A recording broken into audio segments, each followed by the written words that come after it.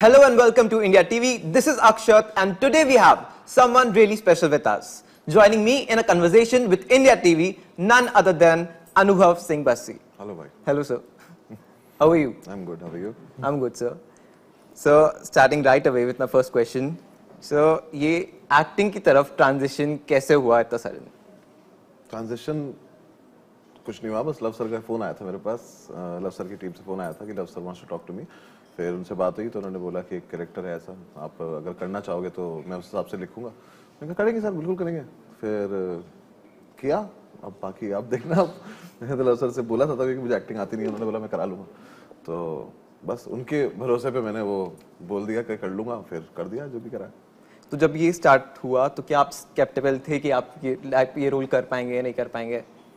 नहीं, as such मैं इतना कुछ लोड लेता नहीं हूँ लाइफ में। मुझे लगता है जब करने आए हैं तो कर ही लेंगे, अब कुछ ना कुछ तो हो ही जाएगा।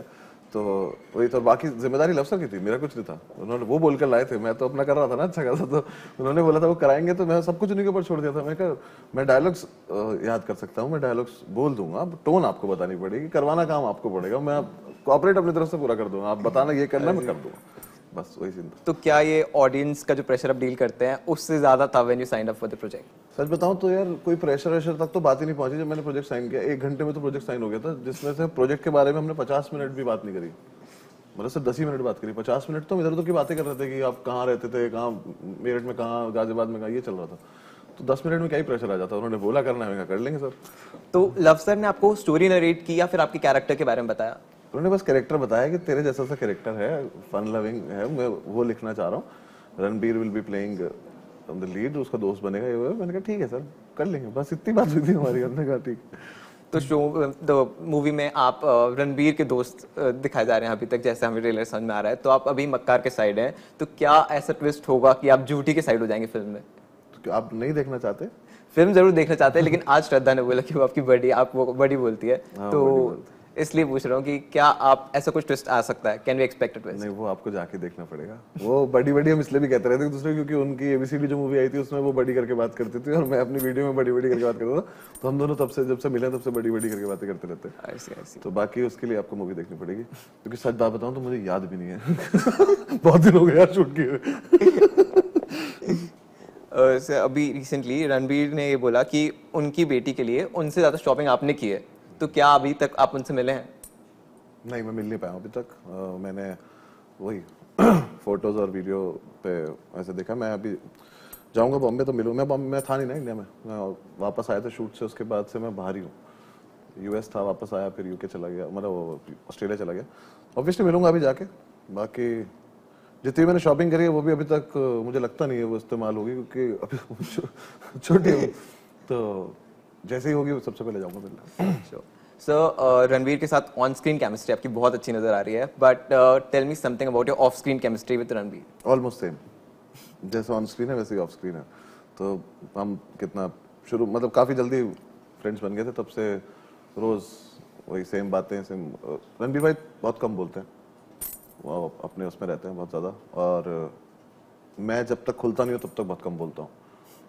तो उनसे एक टाइम आ गया था जब मैं उनसे खुल गया था, तो फिर कन्वर्सेशन हमारी हो गई। शुरू में हम थोड़ा सा होता था कि अच्छा चलो आपको अपना स्पेस, मेरा अपना स्पेस, फिर वो स्पेस थोड़े दिन में एक ही स्पेस होगी।